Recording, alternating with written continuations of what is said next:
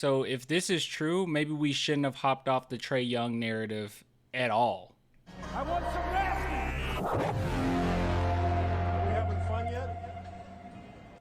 All right, guys, so I got a quick one for you here. I don't know if you've heard, but Bill Simmons had something to say when it pertains to Trae Young and DeJounte Murray. Quite shocking. Okay, if there's truth to this, this is quite shocking. Before we talk about it, if you guys would like to support the channel, there's many different ways to do so. Please become a Patreon or YouTube member. Those are two great ways. Or you can go to clanthemerchfan.com, link in my description, and get yourself some merch. It's underneath the video. Link is underneath the video. Or here's the best thing you can do: comment anything. Literally, comment.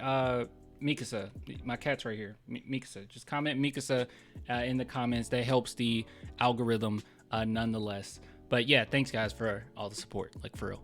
All right, so let's take a look at this. So Bill Simmons dishes on explosive Hawks trade buzz surrounding both Trae Young and DeJounte Murray. Now hear this.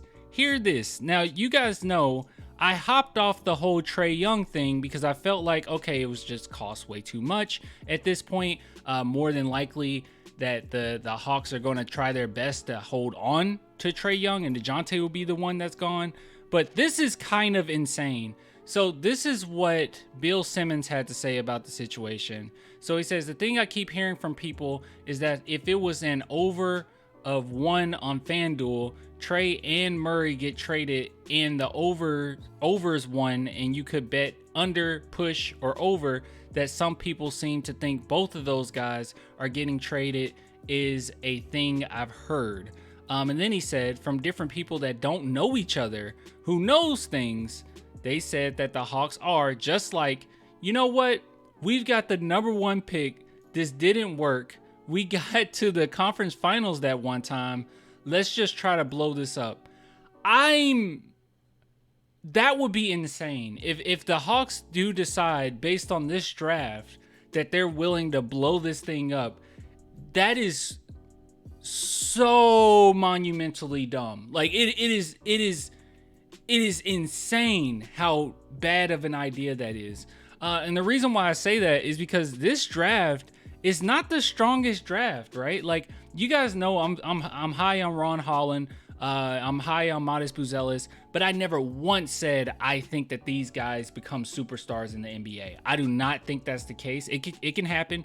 Anybody in the draft, well, not anybody, okay, but certain players in the draft could potentially end up being superstars in the league. It's happened before, whatever. You know, we have some crazy stories, but this would just be crazy, especially with 2024 draft that just isn't that strong. Now, we've already talked about how if the Spurs were to go after Trae Young, what it would more than likely take is giving them their picks back. So if they want to trade Trae Young and DeJounte Murray and they want to start from scratch, I don't know what you'll get for DJ. Okay, I'm sure it'll be a decent price, right? But I don't know what you'll get. But with Trae Young, they definitely will want to get their picks back. I would assume if they want to blow this whole thing up, that they won't 100% just lean on the fact that they have a 2024 first round pick and then just sit back and hopefully the other picks that they get, that the other teams actually mess up or screw up in the upcoming years in which they will get a good pick. I don't know. A lot of teams are holding on to their draft picks right now,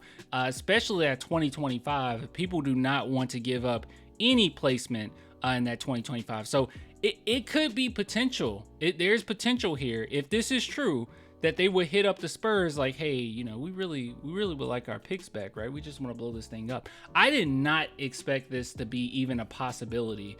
But hey, we'll wait. We'll see.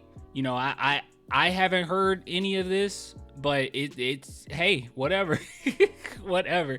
And if they're really silly enough to try to bank on the 2024 first overall pick, then guys, I don't know what to tell you. I mean, how many players in this draft are bona fide superstars? Usually in these drafts, we can sit back and say, you know, with a lot of confidence, that guy is going to be really good, you know, or this guy is going to be a monster. And we can do that to some degree in this one, right? Like Alex R, we know that he's going to be a really good player. But nobody in this draft that I will be comfortable in saying, oh yes, we'll eventually be able to build around them. I do not think that that's the case. So maybe possibly there is truth to this where they just want to blow everything up. and they're going to want their picks back, right? So the Spurs will be in that conversation. We would have to be in that conversation. There's no way we wouldn't be.